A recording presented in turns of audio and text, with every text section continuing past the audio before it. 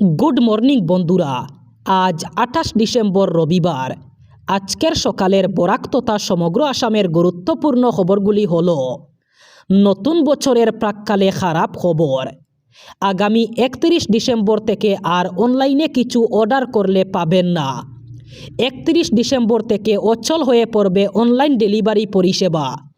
অনির্দিষ্টকালীন ধর্মঘট কার্যসূচি ঘোষণা করেছেন অনলাইন ডেলিভারি কর্মীরা। ফ্লিপকার্ট, অ্যামাজন, সুইগি, জোম্যাটো, ব্লিঙ্কিটের মতো বিভিন্ন অনলাইন ডেলিভারি পরিষেবা বন্ধ হয়ে পড়বে। অনির্দিষ্টকালীন ধর্মঘট কর্মসূচি ঘোষণা করেছেন অনলাইন ডেলিভারি কর্মীরা। আগামী 31 ডিসেম্বর থেকে শুরু হবে এই ধর্মঘট কর্মসূচি। প্রাপ্য মজুরি, উপযুক্ত বোনাসের জন্য ডেলিভারি কর্মীরা এই অনির্দিষ্টকালীন ধর্মঘট ঘোষণা করেছেন। অসমে বিধানসভা নির্বাচন নিয়ে এবার বড় ইঙ্গিত দিলেন রাজ্যের মুখ্যমন্ত্রী ডক্টর হিমন্ত বিশ্ব শর্মা। আগামী 60 দিনের মধ্যে বিধানসভা নির্বাচনের ঘোষণার কথা বললেন মুখ্যমন্ত্রী। রাজ্যিক কার্যনির্বাহী বৈঠকে অসম বিধানসভা নির্বাচনের সময় নিয়ে এই বড় মন্তব্য করেন মুখ্যমন্ত্রী হিমন্ত বিশ্ব শর্মা। নির্বাচনী কাউন্টডাউন শুরু অসমে। আগামী 60 দিনের মধ্যে নির্বাচনের দিন ঘোষণা করা হবে। রাজ্যিক কার্যনির্বাহী বৈঠকে একের পর এক গুরুত্বপূর্ণ মন্তব্য করেন অসমের মুখ্যমন্ত্রী হিমন্ত বিশ্ব শর্মা। সেখানেই তিনি ঘোষণা করেন, আজ থেকে আগামী 60 দিনের মধ্যে বিধানসভা নির্বাচনের দিন ঘোষণা করা হবে। 2011 সালের লোকগণনায় হিন্দু এবং মুসলমানের জনসংখ্যা বৃদ্ধির হারের পার্থক্য নিয়ে চিন্তার বিষয় শুরু হয়। 3% অসমিয়া মুসলমানকে বাদ দিলে 2011 সালে বাংলাদেশ থেকে বিভিন্ন সময়ে প্রব্রজন করা মুসলমানের সংখ্যা ছিল 31%। 2027-এ যখন লোকগণনা হবে তখন অসমে বাংলাদেশি মূলের মিয়া মুসলমানের বর্ধিত সংখ্যা কেমন হবে তা নিয়ে ইতিমধ্যে চিন্তা শুরু হয়েছে। এমনই মন্তব্য করলেন রাজ্যের মুখ্যমন্ত্রী ডক্টর হিমন্ত বিশ্ব শর্মা। গতকাল একটি অনুষ্ঠানে মুখ্যমন্ত্রী বলেন, 2011 সালের লোকগণনা থেকেই হিন্দু মুসলমানের হার বৃদ্ধির পার্থক্য নিয়ে চিন্তা শুরু হয়। তখন 3% অসমিয়া মুসলমানকে বাদ দিলে তখনও পর্যন্ত 31% মিয়া মুসলমানরা রাজ্যে ছিলেন। আর 2027-এ যখন লোকগণনা হবে তখন অসমে বাংলাদেশি মূলের মিয়া মুসলমানের সংখ্যা অনেক বৃদ্ধি পাবে। 2026-এর বিধানসভা নির্বাচন নিয়ে রাজ্যে তৎপরতা শুরু করে দিয়েছে বিজেপি। 26-এর নির্বাচনে কে কে পাবেন বিজেপির টিকিট, কাকে কাকে দেওয়া হবে বিজেপি টিকিট, কাদের প্রার্থী করবে বিজেপি, এ নিয়ে প্রস্তুতি শুরু করে দিয়েছে জনতা পার্টি। কোনো প্রার্থিত্ব প্রত্যাশী অধিক আত্মবিশ্বাসী হলে চলবে না। বর্তমানের বহু বিধায়ককে দেওয়া হবে না বিজেপির টিকিট। এমনই বড় ঘোষণা করলেন রাজ্য বিজেপি সভাপতি দিলীপ শইকিয়া। তিনি বলেন, প্রার্থিত্ব প্রত্যাশীরা অধিক আত্মবিশ্বাসী হলে চলবে না। তাদের জনগণের কাজ করতে হবে। কাজ দিয়ে তাদের পরিচয় দিতে হবে। কাজ দিয়ে পরিচয় দিলেই মিলবে ticket. Assam direct recruitment examination অর্থাৎ এডিআরিতে উত্তীর্ণ প্রার্থীদের নিয়োগপত্র আগামী জানুয়ারির শুরুতে বিতরণ করা হবে। এমনই জানিয়েছেন রাজ্যের মুখ্যমন্ত্রী ডক্টর হিমন্ত বিশ্ব শর্মা। গতকাল তার অফিসিয়াল এক্স হ্যান্ডেলে এই খবর দিয়ে মুখ্যমন্ত্রী লিখেছেন, গ্রেড 4 পদে উত্তীর্ণ প্রার্থীরা আগামী 9 জানুয়ারি এবং গ্রেড 3 পদে উত্তীর্ণ প্রার্থীরা পরের দিন অর্থাৎ 10 জানুয়ারি নিয়োগপত্র গ্রহণ করবেন। উভয় অনুষ্ঠানই গৌহাটির সরুসজাই স্টেডিয়ামে সকাল 10টা থেকে শুরু হবে। সামাজিক যোগাযোগ মাধ্যম এক্সে উত্তীর্ণ সকল প্রার্থীকে নির্ধারিত তারিখে নিয়োগপত্র বিতরণ অনুষ্ঠানে উপস্থিত থাকতে বলেছেন মুখ্যমন্ত্রী। প্রসঙ্গত, এডিআরি অসম সরকারের অন্যতম একটি বৃহৎ নিয়োগ অভিযান।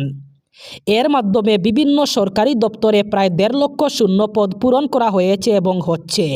সারা রাজ্যের সঙ্গে কাছাড় জেলার 7টি বিধানসভা কেন্দ্রের খসড়া ভোটার তালিকা শনিবার প্রকাশ করা হয়েছে। কাছাড় জেলা কমিশনার কার্যালয়ে আয়োজিত এক সাংবাদিক সম্মেলনে জেলা কমিশনার মৃদুল যাদব আনুষ্ঠানিকভাবে খসড়া ভোটার তালিকা প্রকাশ করেন। খসড়া ভোটার তালিকা অনুযায়ী জেলার 7টি বিধানসভা কেন্দ্রে মোট ভোটারের সংখ্যা 14,15,439। আগের তুলনায় ভোটারের সংখ্যা বেড়েছে 21,957 জন। ভোটার তালিকা অনুযায়ী পুরুষ ভোটার 7,01,888 জন, মহিলা ভোটার 7,13,533 জন। 7টি বিধানসভা কেন্দ্রের মধ্যে শিলচর বিধানসভা কেন্দ্রে সর্বাধিক ভোটার রয়েছেন। এই কেন্দ্রে মোট ভোটারের সংখ্যা 2,22,351 জন। এদিন প্রকাশিত খসড়া ভোটার তালিকার ক্ষেত্রে আপত্তি এবং সংশোধনের শেষ তারিখ নির্ধারণ করা হয়েছে 22 জানুয়ারি 2026। জেলা কমিশনার মৃদুল যাদব জানান, চূড়ান্ত ভোটার তালিকা আগামী 10 ফেব্রুয়ারি তারিখে প্রকাশ করা হবে। পাথারকান্দিতে ঘটে গেল এক অমানবিক মারপিটের ঘটনা। জানা গেছে, শুক্রবার রাতে নামাজ শেষে বাড়ি ফেরার পথে অজ্ঞাত পরিচয়ধারী দুষ্কৃতীদের বর্বরোচিত হামলার শিকার হয়ে গুরুতর আহত হয়েছেন এক বৃদ্ধ। বর্তমানে তিনি শিলচর মেডিকেল কলেজ ও হাসপাতালে চিকিৎসাধীন। আহত বৃদ্ধের নাম আব্দুল মতলিব। তিনি পাথারকান্দি থানাধীন পশ্চিম চেংজুর গ্রামের বাসিন্দা। ঘটনাটি ঘটে শুক্রবার সন্ধ্যা রাতে পাথারকান্দি চেংজুর এলাকায়। স্থানীয় সূত্রে জানা যায়, প্রতিদিনের মতো এদিন সন্ধ্যায় বাড়ির পাশে মসজিদে নামাজ আদায় শেষে আব্দুল মতলিব বাড়ির উদ্দেশ্যে রওনা দেন। কিন্তু রাতের অন্ধকারে বাড়ি ফেরার পথেই অজ্ঞাত পরিচয়ধারী একদল দুষ্কৃতী তার উপর অতর্কিতে হামলা চালায় বলে অভিযোগ। দুষ্কৃতীরা তাকে গিরেল ধরে লাথি কিল ঘুষি মারতে থাকে। নির্মম এই হামলার ফলে তার একাধিক দাঁত ভেঙে যায় এবং তিনি গুরুতরভাবে আহত হন। প্রচুর রক্তক্ষরণের কারণে ঘটনাস্থলেই মাটিতে লুটিয়ে পড়েন বৃদ্ধ আব্দুল মতলিব।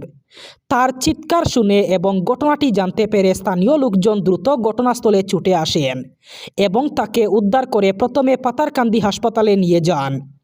সেখানে প্রাথমিক চিকিৎসার পর অবস্থার অবনতি হওয়ায় তাকে শ্রীভূমি জেলা হাসপাতালে স্থানান্তর করা হয়।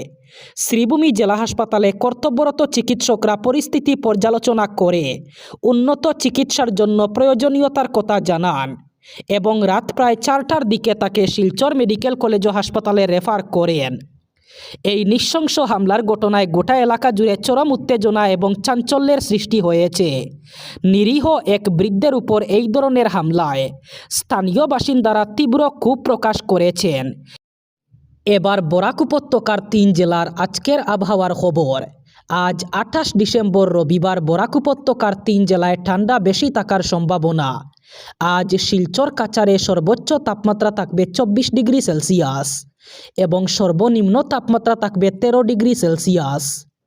শ্রীভূমি করিমগঞ্জে আজ সর্বোচ্চ তাপমাত্রা থাকবে 24 ডিগ্রি সেলসিয়াস এবং সর্বনিম্ন তাপমাত্রা থাকবে 13 ডিগ্রি সেলসিয়াস। একইভাবে হাইলাকান্দি জেলায়ও আজ সর্বোচ্চ তাপমাত্রা থাকবে 24 ডিগ্রি সেলসিয়াস এবং সর্বনিম্ন তাপমাত্রা থাকবে 13 ডিগ্রি সেলসিয়াস। এই ছিল আজকের সকালের গুরুত্বপূর্ণ খবরগুলি। ভিডিওটি অবশ্যই লাইক করবেন এবং চ্যানেলটি সাবস্ক্রাইব করবেন।